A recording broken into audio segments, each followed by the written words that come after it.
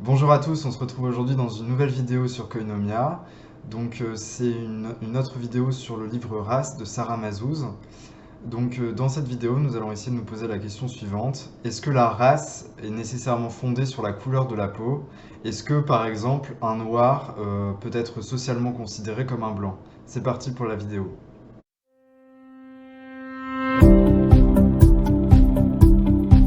Ce qu'explique Sarah Mazouz, c'est que le mot race est totalement paradoxal.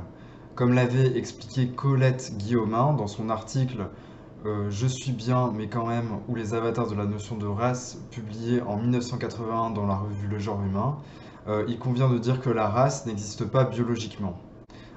Contrairement à ce que propose l'idéologie raciste, la race biologique n'existe pas.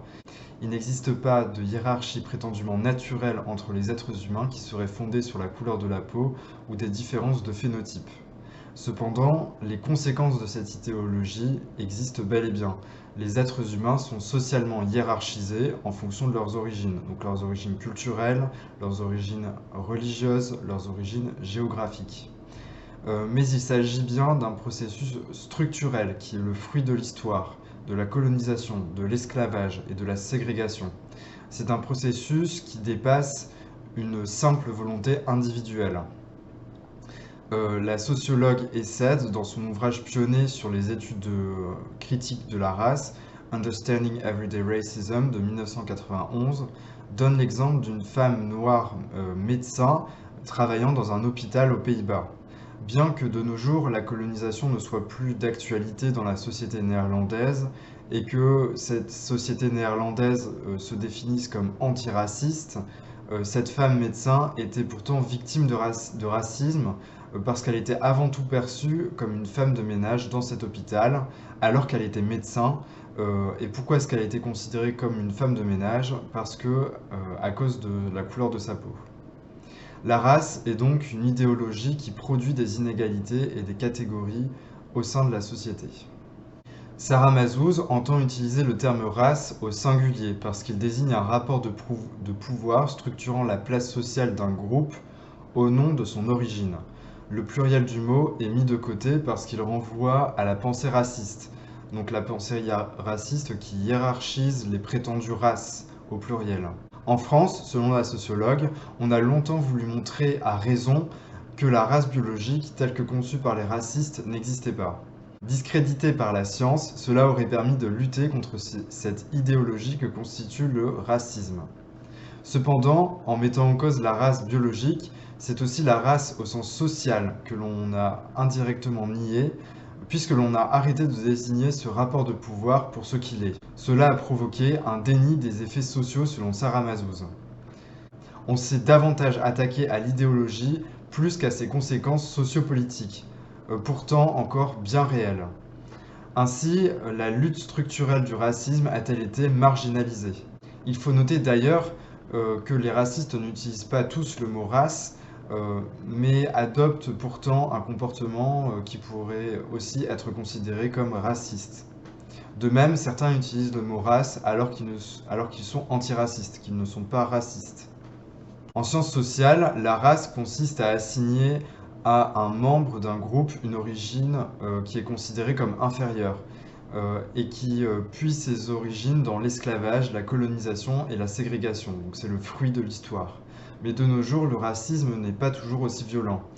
En fait, la race, c'est un rapport de domination parmi d'autres, comme la classe. Donc cette fois, c'est un rapport de domination qui est fondé sur une exploitation économique de la classe ouvrière par les bourgeois. Ensuite, il y a la domination du genre. Donc cette fois, c'est une domination qui est fondée sur le patriarcat et le sexisme. Ensuite, il y a aussi d'autres formes de domination comme l'âge, le handicap ou les catégories de sexualité. Cependant, il peut y avoir des dissonances entre ces différents rapports de pouvoir. Par exemple, une femme noire mais diplômée peut troubler les catégories de perception, c'est-à-dire que la racialisation devient alors socialement prépondérante. Et finalement, utiliser la notion de race, c'est dénoncer et expliciter les penchants encore racistes de notre société. Les chercheurs en sciences sociales ont aussi tendance à supplanter le mot race par d'autres mots, comme par exemple racialisation ou racisation. Ces termes permettent de renvoyer à des processus, des constructions sociales, et permettent aussi de lutter contre l'essentialisation. Donc l'essentialisation qui est propre à l'idéologie raciste. Ainsi, un individu, de par sa position dans sa société, peut être socialement considéré comme blanc, alors que sa couleur de peau n'est pas blanche. En effet, les chercheurs en sciences sociales désignent de tels individus comme blancs afin d'expliciter sa position sociale. Ainsi, il est possible qu'un individu non blanc, physiquement, puisse devenir blanc socialement. Par exemple, Noel Ignatiev, qui publie en 1995 son livre How the Irish Became White, prend l'exemple des immigrés irlandais aux États-Unis du XIXe siècle. Ils étaient vus comme non blancs socialement par les WASP parce qu'ils étaient issus d'origines considérées comme étrangères pour l'establishment américain, mais les descendants de ces Irlandais vont devenir au fur et à mesure blancs socialement parce qu'ils vont adopter des pratiques permettant de légitimer leur place dans la société américaine. En effet, les Irlandais vont utiliser des pratiques violentes contre les esclaves. Par le capitalisme, en exploitant à leur tour économiquement les esclaves afro-américains, ils se sont hissés au sommet de la société américaine.